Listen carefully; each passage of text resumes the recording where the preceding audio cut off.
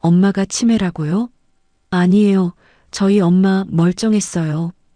요양원에 누워있던 시어머니가 남긴 마지막 쪽지 한 장. 나는 안 미쳤다. 날 믿지 마라.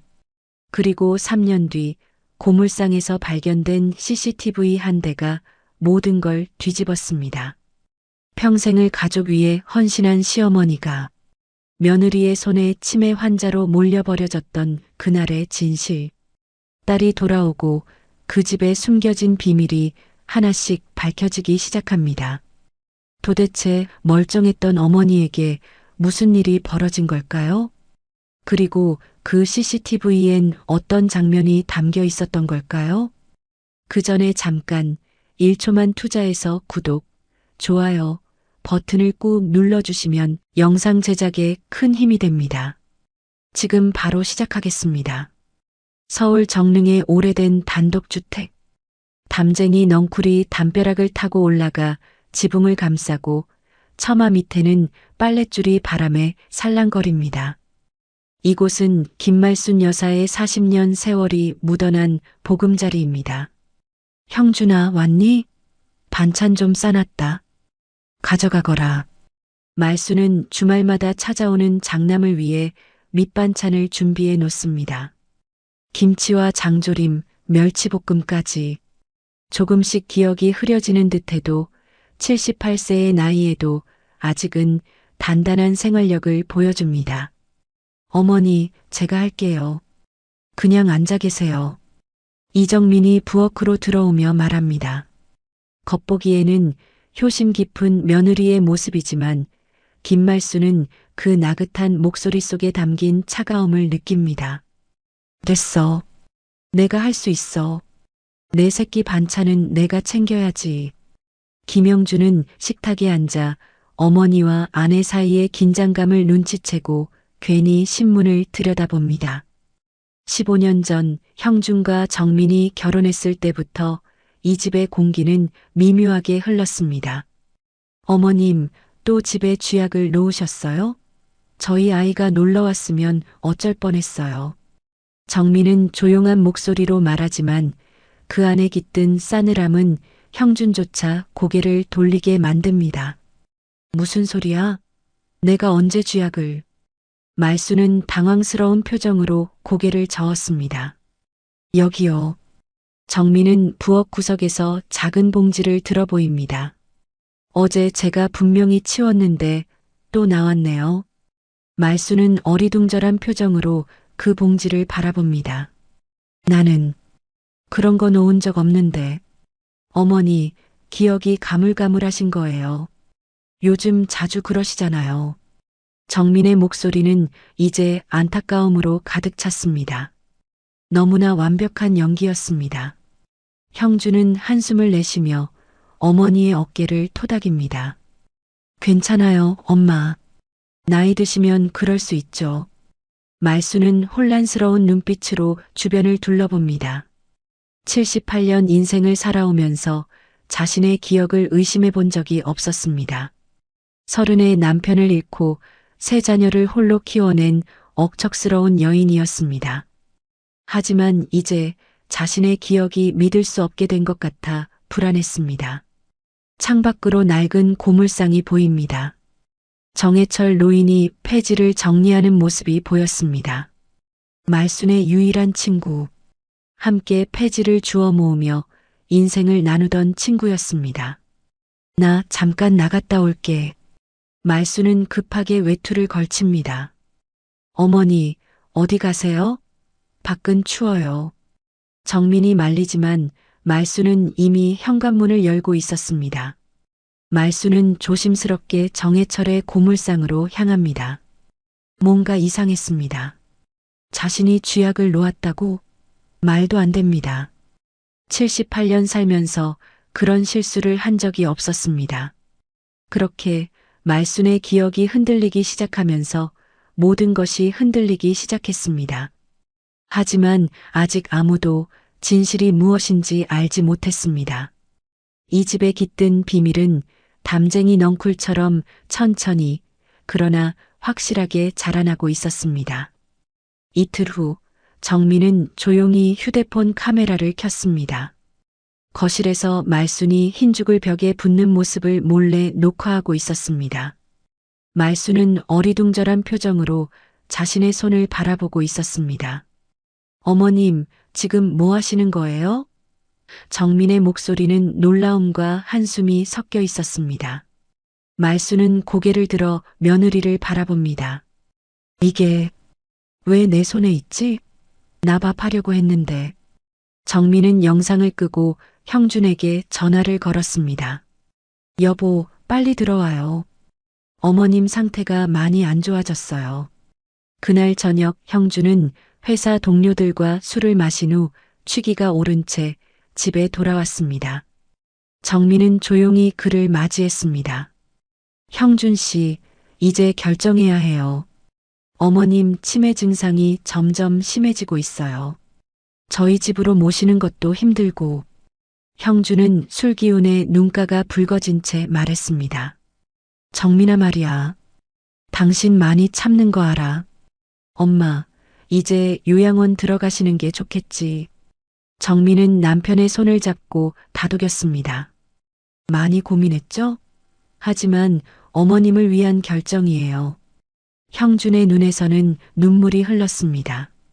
50년을 살아오면서 어머니의 희생과 사랑을 알기에 이 결정이 얼마나 무거운지 느끼고 있었습니다. 형준아, 그렇게 울지 마. 내 어머니 아직 정신 멀쩡해. 그냥 가끔 깜빡하는 것뿐이야. 말순이 방에서 나와 아들의 어깨를 토닥였습니다. 어머니. 형준은 어머니의 손을 잡았습니다. 그러나 그 손을 잡은 채로 정민의 눈치를 살폈습니다. 정민은 부엌에서 조용히 차를 준비하며 속으로 생각했습니다. 조금만 더 참으면 돼. 이제 45년 인생에서 가장 큰 장애물을 치워낼 시간이 다가오고 있었습니다. 일주일 후 맑은 가을 하늘 아래 말순은 아무런 설명도 듣지 못한 채 요양원으로 향하는 차에 탔습니다. 단지 검진 받으러 가자는 형준의 말만 듣고서 이게 다 뭐야? 나 어디로 가는 거냐? 우리 집은? 말순은 차창 밖으로 멀어지는 자신의 집을 바라보며 불안에 떨었습니다. 어머니, 잠시 건강 체크하러 가는 거예요. 곧 돌아올 거예요. 정민의 말은 부드러웠지만 그녀의 눈빛은 차가웠습니다. 요양원 입구에 도착했을 때 말순은 직감했습니다. 이곳이 병원이 아니라는 것을. 형준아, 이게 무슨 짓이야? 나 집에 가야 해. 형준은 어머니의 시선을 피했습니다. 엄마, 잠시만요. 몸 상태 확인하고 금방 모셔올게요. 요양원 직원들이 나와 말순을 맞이했습니다. 김말순 어르신 맞으시죠? 이쪽으로 오세요. 말순은 필사적으로 아들의 팔을 붙잡았습니다. 형준아, 제발. 나 미친 거 아니야. 집에 가자. 형준의 눈에서 눈물이 흘렀습니다. 정민은 눈물까지 흘리며 죄송해요, 어머님. 이라 말했지만 정작 그녀의 손엔 요양원 계약서가 놓여 있었습니다. 40년 살아온 집을 어떻게. 말순의 목소리가 떨렸습니다. 요양원 입구에서 형준은 마지막으로 어머니를 안아주었습니다. 엄마, 금방 좋아지실 거예요. 자주 올게요.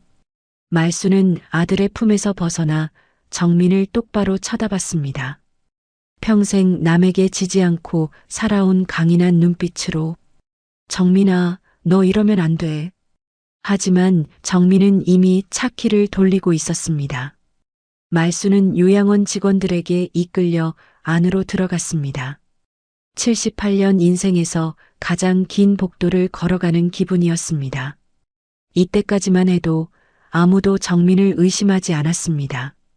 형준은 어머니의 치매를 인정하고 싶지 않아 괴로워했고 정민은 효부로서 힘든 결정을 내린 것처럼 보였으니까요.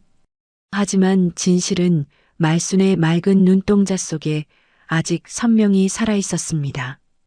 요양원에서 석 주가 흐른 뒤 김은영이 오랜 유학 생활을 마치고 한국에 돌아왔습니다. 28살의 은영은 공항에서 오빠 형준을 만났습니다. 오빠 엄마는요? 왜 마중 안 나오셨어요? 은영이 물었습니다. 형준은 잠시 말을 고르다가 대답했습니다. 할 얘기가 있어. 카페에 앉은 두 남매. 형준은 어머니가 요양원에 입소했다는 소식을 전했습니다. 언니가 엄마를 요양원에 모셨다고요? 갑자기 왜요? 내가 외국 있는 동안 뭐가 있었던 거예요? 은영의 목소리는 높아졌습니다. 형준은 괜히 귀찮다는 듯 말순의 망령을 핑계로 회피했습니다. 엄마가 요즘 정신이 많이 혼란스러워. 집에 쥐약 놓고 벽에 죽 바르고 위험해서 그랬어. 갑자기요? 엄마가? 그럴 리가 없잖아요. 은영은 고개를 저었습니다. 너 몇 년 만에 온 거야? 엄마 나이가 어떻게 됐는데? 치매가 갑자기 올 수도 있지. 형준은 짜증 섞인 목소리로 말했습니다. 은영은 말없이 가족 사진을 바라봤습니다. 2달 전 생일에 엄마와 통화했을 때만 해도 정정하셨는데 뭔가 이상했습니다. 엄마 집에 가봐도 돼요? 은영이 물었습니다. 형준은 잠시 머뭇거리다가 고개를 끄덕였습니다. 가봐. 근데 정민이가 가끔 청소하러 가니까 미리 연락해. 은영은 그날 저녁 어머니의 빈집을 찾았습니다.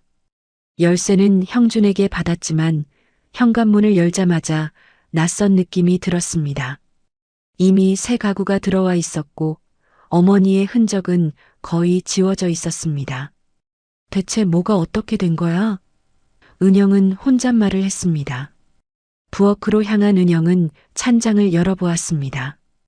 어머니가 쓰던 그릇들이 정리되어 있었고 그 안에서 오래된 양은 냄비를 발견했습니다. 어머니가 항상 아끼던 냄비였습니다. 냄비를 집어들자 뚜껑이 덜컥거렸습니다. 뚜껑을 열어보니 안쪽에 작은 종이가 테이프로 붙어 있었습니다.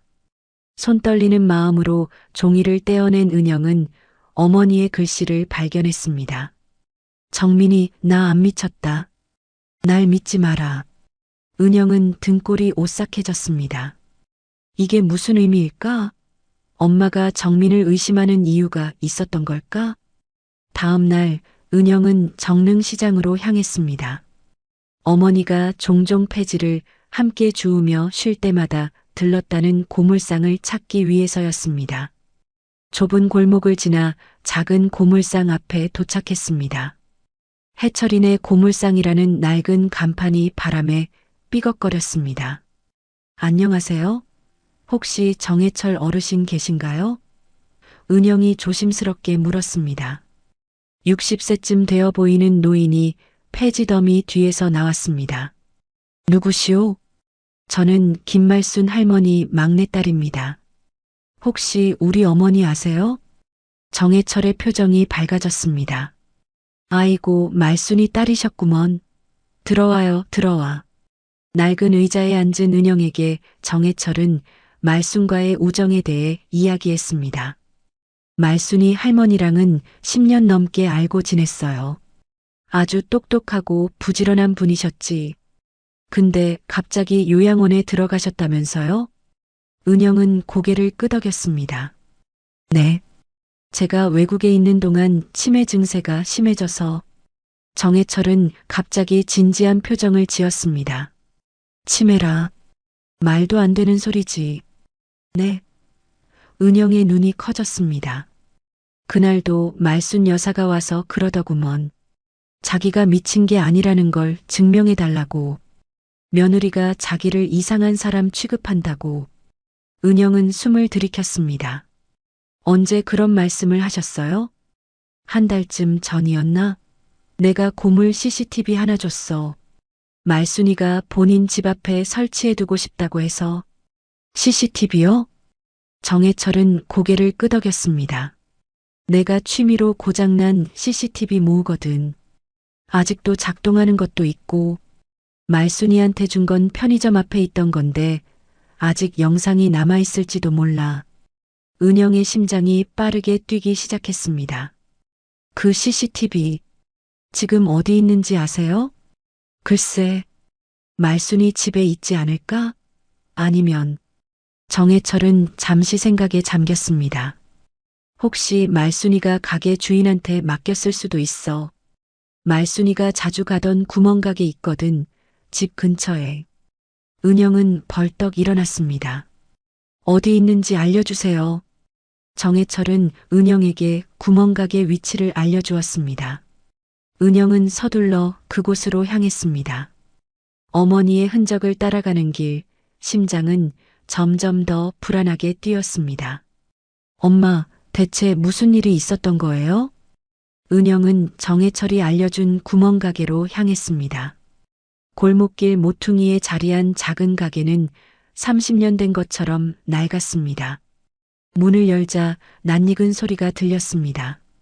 딸랑하는 종소리, 어린 시절 추억이 담긴 소리였습니다. 어서 오세요. 60대 아주머니가 반갑게 맞이했습니다. 안녕하세요. 저는 김말순 할머니 딸입니다. 은영이 조심스럽게 말했습니다. 가게 주인 아주머니의 표정이 밝아졌습니다. 아이고, 말순이 언니 딸이셨어요? 외국에 있다는. 네, 그런데 혹시 우리 어머니가 맡기신 CCTV 있나요? 아주머니는 잠시 생각하더니 고개를 끄덕였습니다. 있어요. 한 달 전쯤 언니가 가져왔어요. 중요한 거니까 잘 보관해달라고 하셔서 보관해뒀지. 아주머니는 카운터 아래에서 먼지 쌓인 상자를 꺼냈습니다.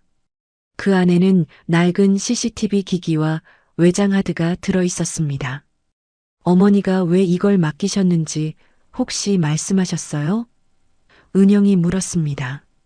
아주머니는 한숨을 쉬었습니다. 뭔가 걱정이 많으셨어요. 내가 이상한 게 아니라는 증거라고 하셨는데 며느리 얘기도 하셨어요. 은영은 고물상 정해철의 말과 일치하는 내용에 긴장했습니다. 감사합니다. 이거 가져가도 될까요? 당연하지. 언니가 딸에게 주라고 하셨으니까. 아주머니가 웃으며 대답했습니다. 은영은 CCTV 기기를 들고 근처 카페로 향했습니다. 조용한 구석자리에 앉아 노트북을 꺼내고 외장 하드를 연결했습니다. 다행히 하드는 정상적으로 인식되었습니다. 파일 열기 버튼을 누르자 수십 개의 영상 파일이 나타났습니다. 날짜별로 정리된 파일들. 은영은 요양원 입소 직전 날짜의 파일부터 열어보기 시작했습니다. 영상은 매우 흐릿했고 화면은 자주 끊겼습니다. 구멍가게 앞 거리를 비추는 각도에서 촬영된 영상이었습니다. 은영은 인내심을 갖고 여러 파일을 살펴보았습니다. 대부분 지나가는 행인이나 차량뿐이었습니다. 그러다 한 달 전 날짜의 영상에서 익숙한 모습을 발견했습니다. 정민이었습니다. 밤 10시경 정민이 말순의 집으로 들어가는 모습이 보였습니다. 은영은 이상함을 느끼고 영상을 계속 지켜보았습니다. 20분 후 영상은 집 안창문을 통해 거실을 비추었습니다. 그곳에서 충격적인 장면이 펼쳐졌습니다. 정민이 말순에게 약을 건네는 장면. 그녀는 가짜 약통을 들고 와 어머님, 의사 선생님이 꼭 드시래요라며 캡슐을 내밀었습니다. 말순은 처음에 거부했지만 정민의 강요에 마지못해 약을 삼켰습니다. 약을 먹은 직후 말순은 갑자기 구토를 하며 비틀거렸습니다. 정민은 말순을 부축하는 척하면서 휴대폰으로 그 모습을 몰래 촬영하고 있었습니다. 이게 뭐야? 이게 사람이 할 짓이야? 은영은 떨리는 손으로 화면을 정지시켰습니다. 영상은 다시 이어졌습니다. 이튿날 아침 말순이 혼란스러운 상태로 집안을 돌아다니는 모습, 기억을 잃은 듯 물건을 제자리에 두지 못하고 벽에 손을 더듬는 모습까지, 그리고 그 모습을 또다시 정민이 몰래 촬영하는 장면. 은영은 녹화 파일을 모두 복사했습니다. 손이 떨려 키보드를 누르기도 힘들었습니다.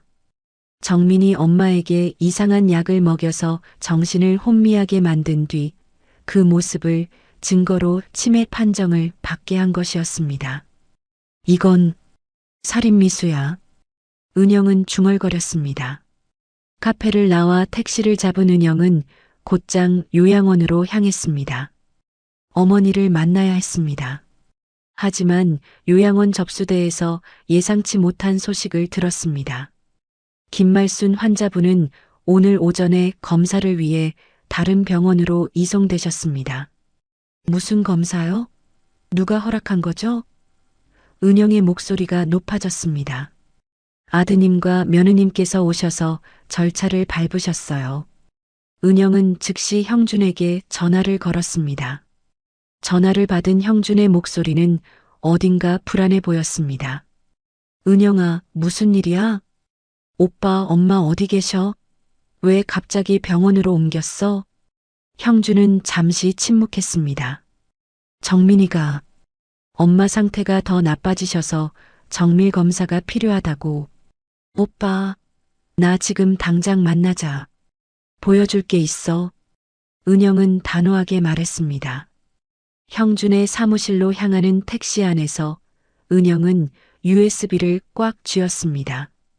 이 작은 증거가 어머니를 구할 열쇠였습니다. 그리고 가족의 비밀을 폭로할 진실의 조각이었습니다. 5장 진실의 대가, 형제의 분열. 형준의 회사 근처 카페, 은영은 노트북을 펼쳤습니다. 형준은 눈앞에 동생이 어떤 이야기를 하려는 건지 의아한 표정이었습니다. 은영아, 나 회의 있어서 시간이 별로 없는데. 형준이 시계를 보며 말했습니다. 오빠, 이거 봐요. 은영은 USB를 꽂고 CCTV 영상을 틀었습니다. 오빠, 이거 보면 엄마 다시 집으로 모셔야 해. 흐릿한 화면 속 정민이 말순에게 약을 먹이는 장면이 재생되었습니다. 형준의 얼굴이 점점 굳어갔습니다. 약을 먹고 구토하는 말순, 그리고 다음날 정신이 혼미해진 모습까지. 이게 뭐야? 형준의 목소리가 떨렸습니다. 정민 언니가 엄마한테 이상한 약을 먹였어. 그리고 그 모습을 증거로 만들어서 치매 환자로 만든 거야. 은영의 목소리는 차갑고 단호했습니다. 형준은 두 손으로 얼굴을 감쌌습니다. 그의 어깨가 떨렸습니다. 말도 안 돼. 정민이가 그럴 리가. 오빠, 증거가 여기 있잖아. 엄마가 우리한테 알리려고 이 CCTV를 준비하신 거야. 내가 구멍가게 아주머니한테 들었어. 형준은 갈등했습니다. 지금 상황에서 정민과 싸우게 되면 가정이 깨질 수도 있었습니다. 15년 결혼 생활, 아이들. 모든 것이 위태로워질 상황이었습니다. 증거가 확실해? 이게 정말 우리 집이 맞아?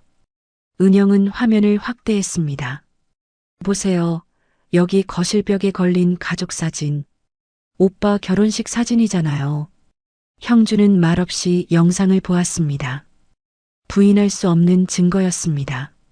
그는 휴대폰을 꺼내 들었습니다.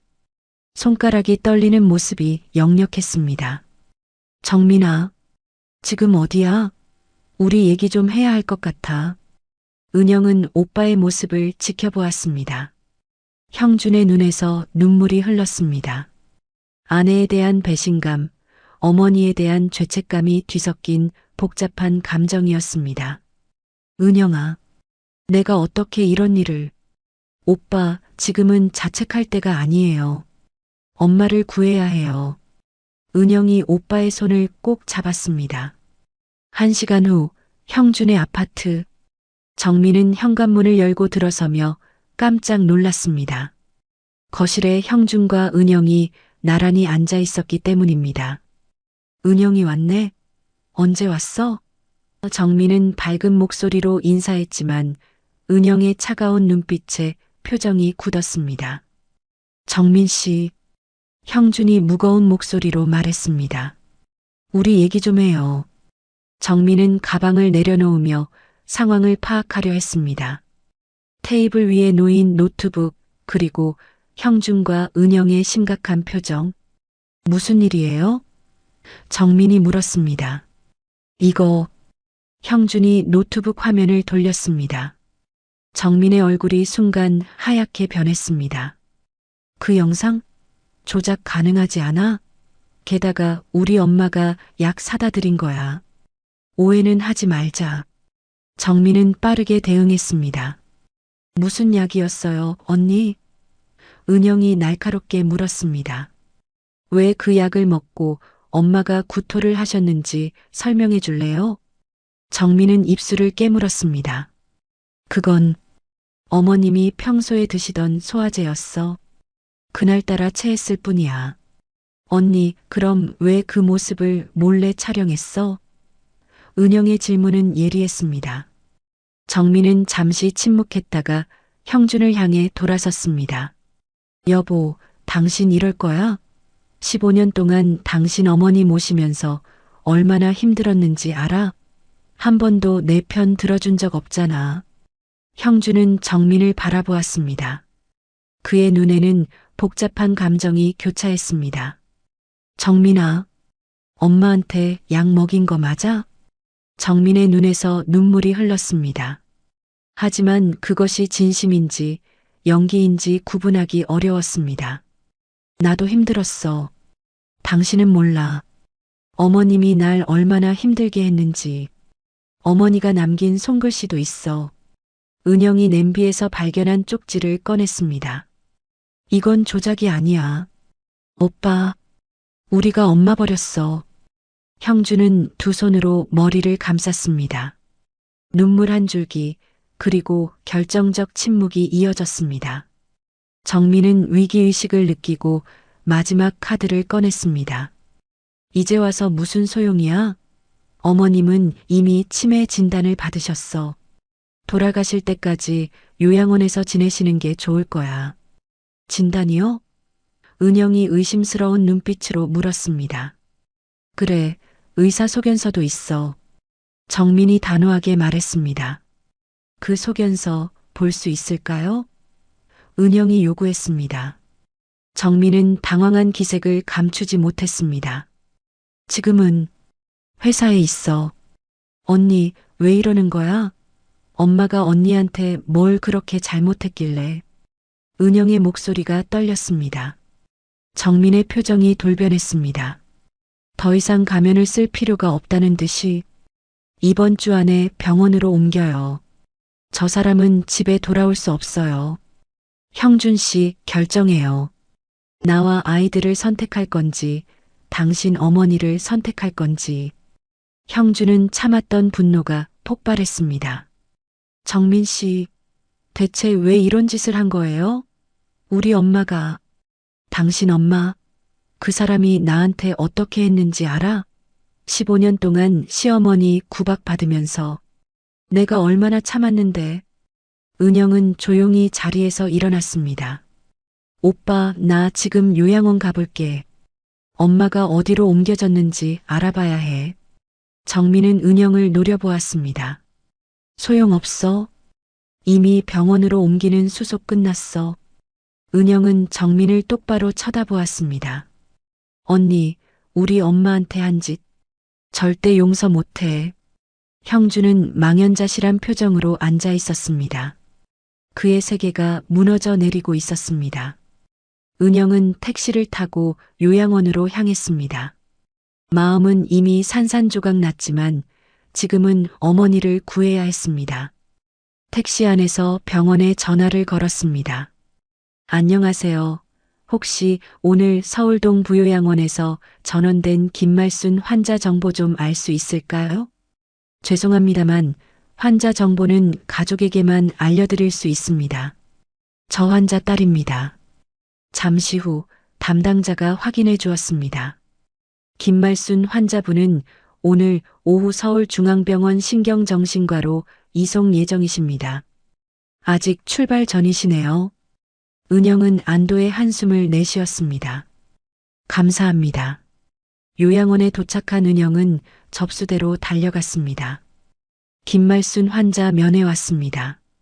딸입니다. 직원이 컴퓨터를 확인했습니다. 네, 이쪽으로 오세요. 긴 복도를 지나 작은 방 앞에 도착했습니다.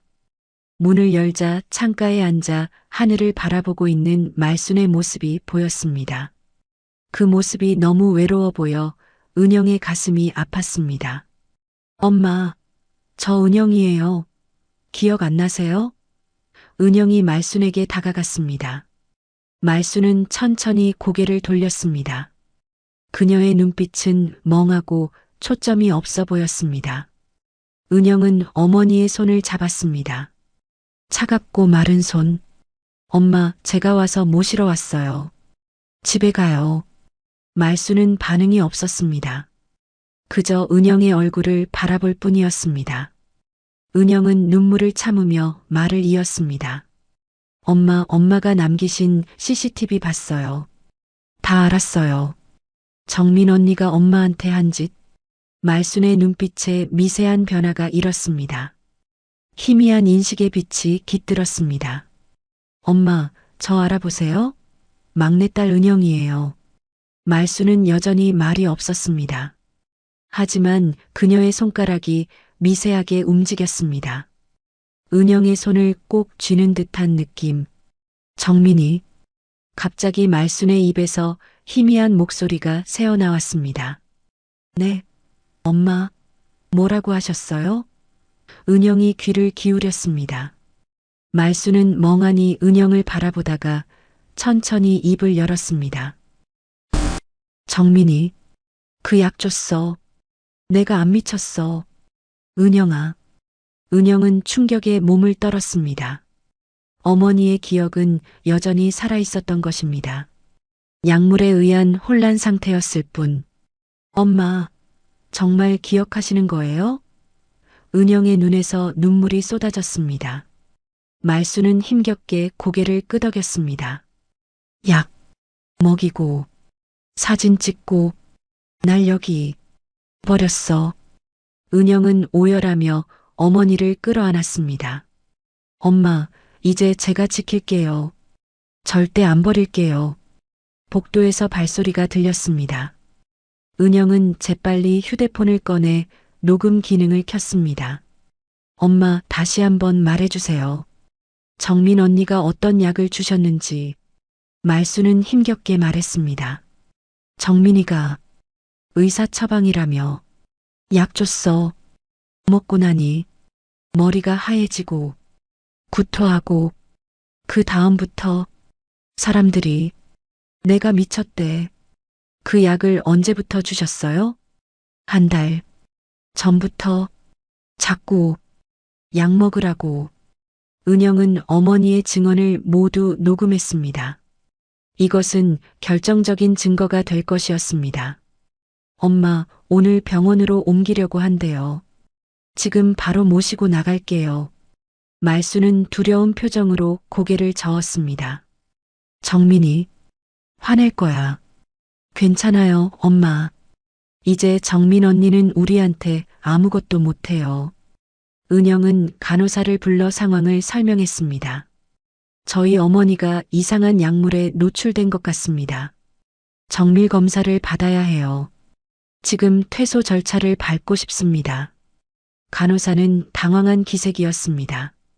하지만 다른 병원으로 전원 예정이신데 그건 취소해 주세요. 제가 직접 모시고 나가겠습니다. 은영은 요양원 원장실로 향했습니다.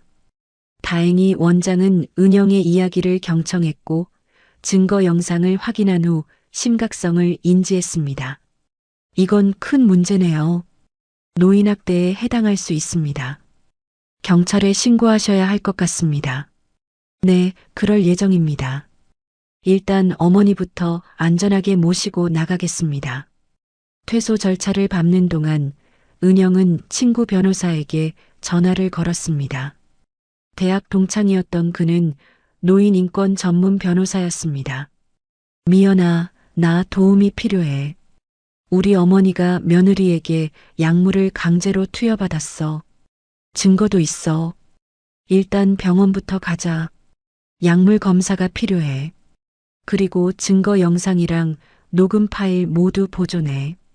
은영은 어머니를 모시고 요양원을 나왔습니다. 택시를 타고 병원으로 향하는 길, 말수는 은영의 손을 꼭 잡고 있었습니다.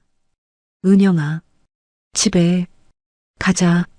네, 엄마. 검사 끝나면 바로 집에 갈 거예요. 우리 집으로요. 병원에 도착한 은영은 응급실로 향했습니다. 의사에게 상황을 자세히 설명했고 말순의 혈액과 소변 검사가 즉시 진행되었습니다. 결과는 충격적이었습니다. 말순의 체내에서 미량의 벤조디아제핀 계열 약물이 검출되었습니다. 이는 치매와 유사한 증상을 유발할 수 있는 강력한 향정신성 의약품이었습니다. 이 정도 용량은 환각과 기억상실, 혼란을 일으킬 수 있습니다. 의사가 설명했습니다. 은영은 검사 결과를 모두 확보했습니다. 그날 저녁 은영은 어머니를 자신의 아파트로 모셨습니다. 낯선 환경의 말수는 불안해했지만 은영의 손을 꼭 잡고 안정을 찾았습니다. 엄마, 이제 제가 지킬게요. 은영은 잠든 어머니의 이마에 키스했습니다. 그날 은영은 CCTV 증거와 의사소견서, 녹음 파일을 들고 변호사를 찾아갔습니다. 이 사건을 요양원 내 인권침해 사례로 접수하고 어머니의 치매 진단서도 재확인을 요청했습니다. 결과는 치매 진단 근거 미흡이었습니다.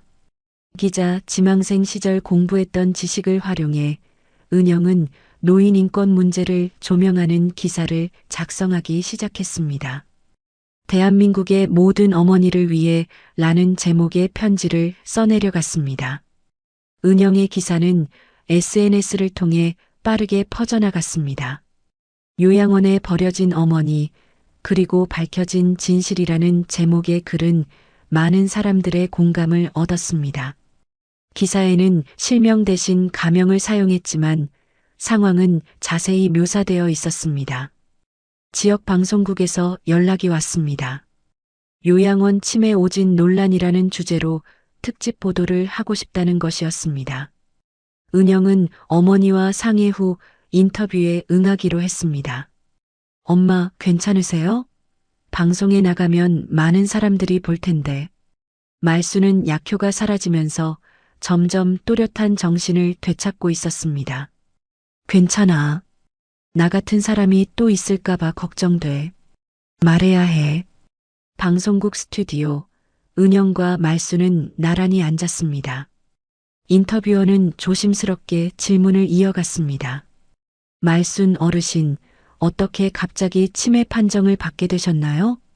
말수는 떨리는 손으로 물을 한 모금 마시고 이야기를 시작했습니다. 내가 갑자기 이상해졌어. 기억도 잘 안 나고 집안에서 이상한 행동도 하고. 그런데 이상했어. 내가 그런 적이 없었거든. 어르신께서는 어떻게 스스로를 지키려고 하셨나요? 나 동네 고물상에서 CCTV를 얻었어. 내가 미친 게 아니라는 걸 증명하고 싶었지. 영상이 방송을 타면서 사회적 파장이 일었습니다.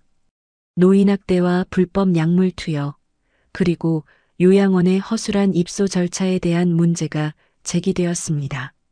뉴스가 보도된 다음 날 경찰은 정민을 불법 약물 투여 및 노인학대 혐의로 소환했습니다. 형주는 충격에 빠져 회사에 휴가를 냈고 아이들은 외가에 맡겨졌습니다. 기자회견장, 수많은 취재진이 모인 가운데 말순과 은영이 입장했습니다. 말순은 흰색 한복을 입고 당당하게 자리에 앉았습니다. 78세의 나이에도 그녀의 눈빛은 강인했습니다. 저는 미친 게 아니었습니다. 말순의 첫마디에 취재진들이 일제히 카메라 셔터를 눌렀습니다. 저는 단지 며느리가 준 약 때문에 정신이 혼미해진 것뿐입니다. 질문이 쏟아졌습니다. 어르신, 왜 며느리가 그런 짓을 했다고 생각하십니까? 말수는 잠시 생각하다 대답했습니다. 내 집, 정릉동 단독주택이 값이 많이 올랐거든. 내가 죽으면 아들에게 가니까. 은영이 덧붙였습니다. 최근 정릉 일대가 재개발 예정 지역으로 지정되면서 부동산 가치가 급등했습니다. 우리 어머니 집은 현재 시가로 10억 원이 넘습니다. 또 다른 질문이 이어졌습니다. 김말순 어르신의 건강 상태는 현재 어떠십니까? 병원 검사 결과 어머니는 치매가 아닙니다. 약물이 완전히 빠지면서 정상적인 인지 기능을 되찾고 계십니다. 은영이 의사소견서를 들어보였습니다. 인터뷰 화면 속 정민은 더 이상 웃지 않았습니다. 경찰 소환 이후 방송국의 단독 인터뷰에 응한 정민은 여전히 자신의 결백을 주장했습니다. 저는 그저 시어머니가 가족에게 폐가 되지 않게 하려던 마음이었어요. 약은 의사가 처방한 정상적인 약이었습니다. 하지만 기자의 질문은 냉정했습니다. 폐라서 요양원에 보냈습니까? 아니면 본인 인생이 불편해서였습니까? 정민은 대답하지 못했습니다. 카메라는 그녀의 떨리는 손을 클로즈업했습니다. 경찰 조사가 진행되는 동안 형주는 어머니를 직접 찾아왔습니다. 은영의 아파트 앞에서 형주는 오랫동안 망설였습니다. 배를 누르고 싶어도 손가락이 떨려 앞으로 나가지 않았습니다. 마침내 문이 열렸습니다. 은영이 형준을 바라보고 있었습니다. 오빠, 은영아, 엄마 계시니? 은영은 잠시 고민하다 문을 활짝 열었습니다. 거실에 말순이 앉아 있었습니다. TV에서는 그녀의 인터뷰가 방영 중이었습니다. 엄마, 형주는 문간에 서서 어머니를 바라보았습니다. 말순은 고개를 돌려 아들을 보았습니다. 그녀의 눈에는 복잡한 감정이 담겨 있었습니다. 분노, 슬픔, 그리고 그럼에도 불구하고 사랑. 형주는 천천히 걸어와 어머니 앞에 무릎을 꿇었습니다. 그의 어깨가 떨렸습니다. 엄마, 미안해요. 정민이랑 이혼할게요. 너무 늦었지만 다시 집으로 가요. 말수는 말없이 아들을 바라보았습니다. 50년 전 젖먹이었던 그 아이가 이제는 흰머리가 난 중년 남성이 되어 그녀 앞에 무릎을 꿇고 있었습니다. 형준아. 말수는 천천히 손을 뻗어 아들의 머리를 쓰다듬었습니다. 사람이 실수할 수도 있지. 형준은 어머니의 무릎에 얼굴을 묻고 흐느꼈습니다. 내가 어떻게 알아? 내 처지도 이해해. 하지만 이제 정신 차려라. 내 아이들한테 좋은 아빠가 되어야지. 은영은 조용히 주방으로 향했습니다. 어머니와 오빠에게 시간을 주고 싶었습니다. 창밖으로 석양이 물들고 있었습니다. 오늘로 진실이 완전히 밝혀졌습니다. 그날 밤 형주는 모든 것을 털어놓았습니다. 정민이 어떻게 몇 년 전부터 어머니의 집을 노리고 있었는지, 어떻게 자신을 설득했는지, 결국 그는 자신의 나약함을 인정했습니다. 오빠, 이제 어떻게 할 거예요? 은영이 물었습니다. 내일 변호사 만나러 갈 거야. 이혼 절차를 밟을 거고, 아이들은 내가 키울 거야. 말수는 아들의 손을 꼭 잡았습니다. 괜찮아, 형준아. 다시 시작하면 돼. 다음 날 경찰은 정민에 대한 구속영장을 신청했습니다. 불법 약물 투여와 노인학대, 사기 혐의였습니다. 정민이 몰래 말순 명의의 통장에서 돈을 빼낸 증거도 발견되었습니다. 법정에서 정민은 더 이상 우아한 며느리의 모습이 아니었습니다. 구속 전 마지막 모습이 뉴스에 비쳤습니다. 그녀는 카메라를 향해 이렇게 말했습니다. 내가 잘못했어요. 하지만 저도 피해자예요. 시어머니의 구박, 남편의 무관심, 모두가 나를 버렸어요. 누구도 그녀의 변명에 귀 기울이지 않았습니다. 거짓은 이미 무너져 내렸고 진실만이 남았기 때문입니다. 차가운 겨울이 지나고 따스한 봄이 찾아왔습니다. 정릉동 단독주택의 담장 위로 담쟁이 넝쿨이 새순을 틔우기 시작했습니다. 말수는 마당에서 빨래를 널고 있었습니다. 예전처럼 담벼락에 고무신을 말려놓고 좁은 부엌에서 냄비를 휘젓는 일상이 돌아왔습니다. 엄마, 이거 좀 도와드릴게요. 은영이 빨래 바구니를 들고 나왔습니다. 아이고, 내가 뭘. 엄마가 할 수 있어. 말수는 딸의 손을 밀어내며 웃었습니다.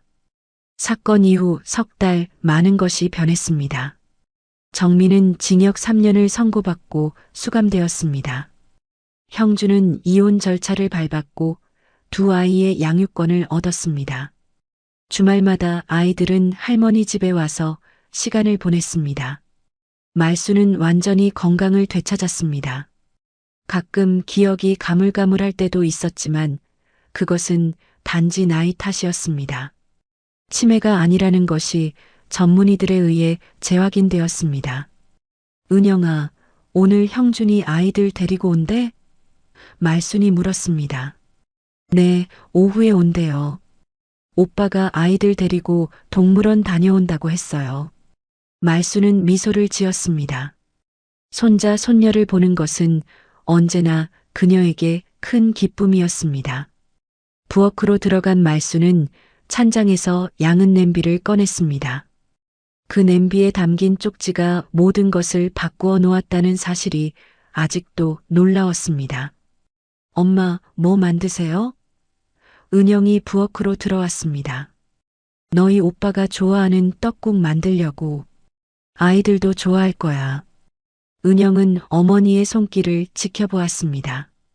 78세의 손이지만 여전히 부지런하고 능숙했습니다. 그 손은 세 자녀를 키우며 평생 일해온 증거였습니다. 엄마, 이제 많이 쉬세요. 제가 할게요. 괜찮아. 내가 할 수 있는 한 하고 싶어. 말순의 목소리에는 단호함이 묻어 있었습니다. 은영은 어머니의 고집을 알기에 더 이상 말리지 않았습니다. 대신 옆에서 도우며 이야기를 나눴습니다. 엄마, 저 회사 그만뒀어요. 뭐라고? 왜? 글 쓰는 일에 집중하고 싶어서요.